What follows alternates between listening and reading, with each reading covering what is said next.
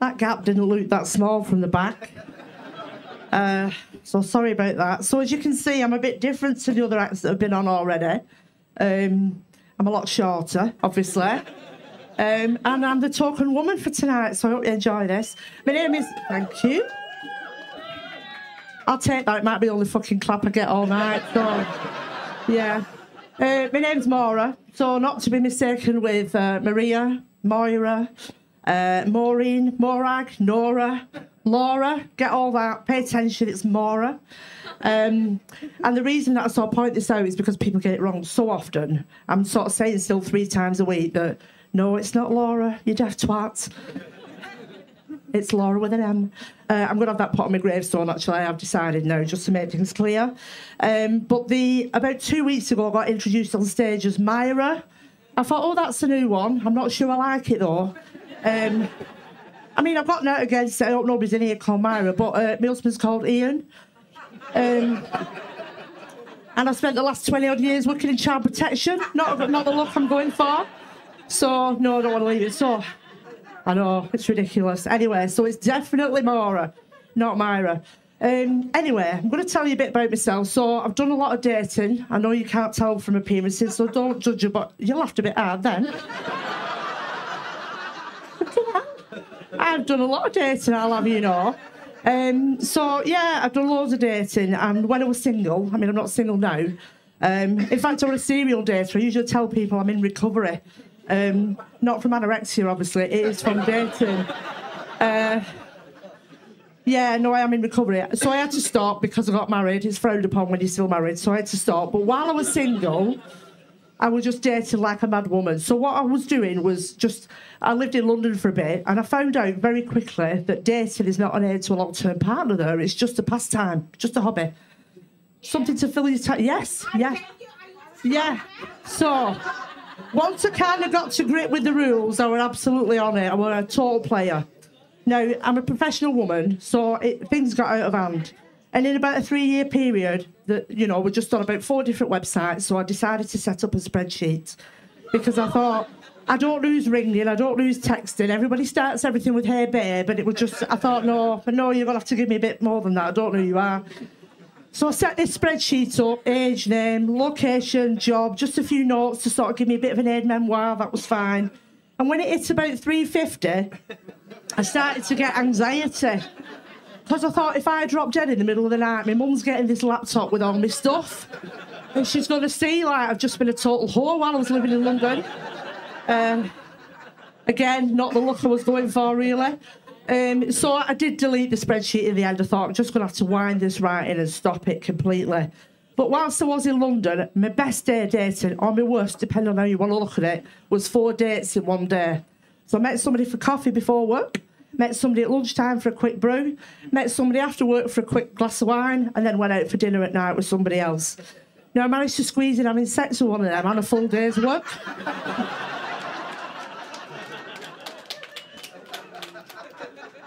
And that has left me with a lifetime ban from Starbucks. Which I'm not allowed to talk about for legal reasons, so it's Costa for me now all the way. Anyway, yeah, so dating. So, I mean, years ago, before internet dating, I went on a regular date where, me and a bloke, we just liked the look of each other. We arranged to meet for a drink. And it was so successful, this date, that at 3 o'clock in the morning, when we were in bed, he said, "Can you let me tie you to the headboard?" I thought, well, I've never tried it before. Go on, I'll give it a whirl. Now, unlike Jeffrey Dahmer, I do not have cable ties knocking about my bedroom. So we had to use 2 dressing gown cords. But he tied them really tightly. They were really, really tight. Now, after the kind of like hoo-ha was over, which was fabulous, by the way, I know you're wondering, and he then sort of said, I'm going to go for a bit. It'll be really funny.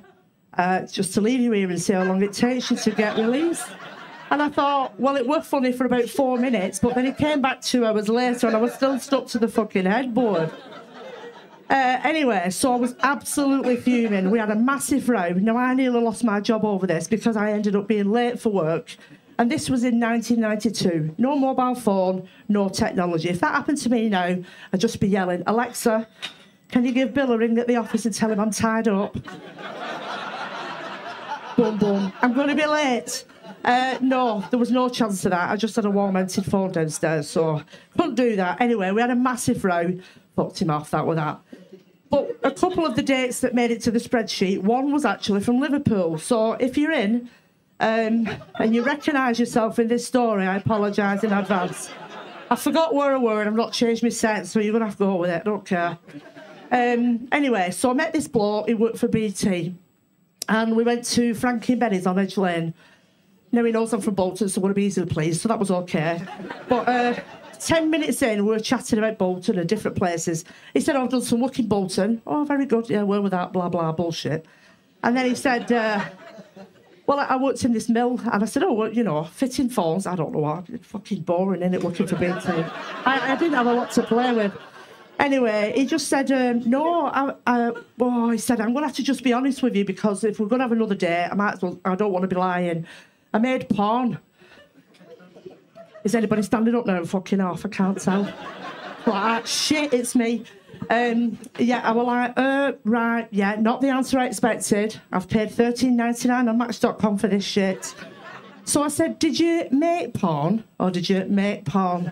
And he went, oh, no, I starred in the porn film. I thought, yeah.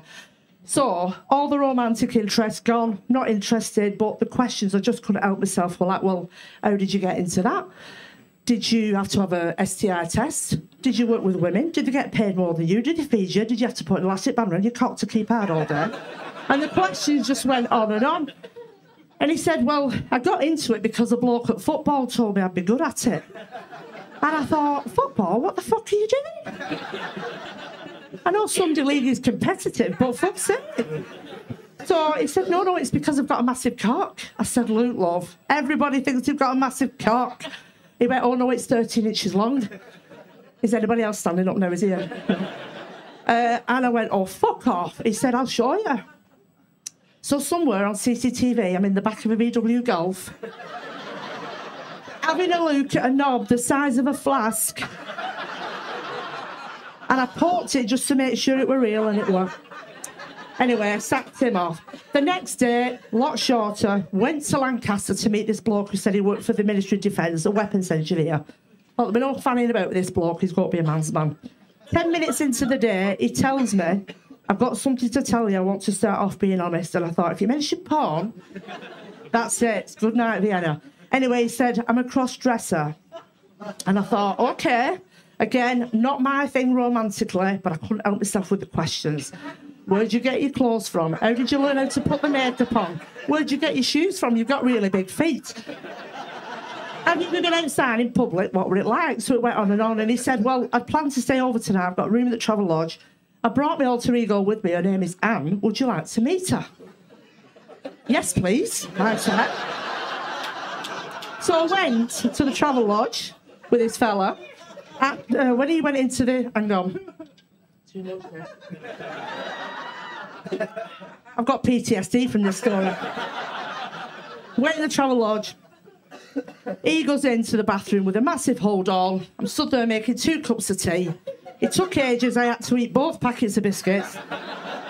And I thought, now if he comes out of there in a balaclava and a gun and a camera on a tripod, I'm fucked. Like, I don't know what I'm going to do. Anyway, he didn't. The door opened and he stepped out and he looked exactly like Margaret Thatcher.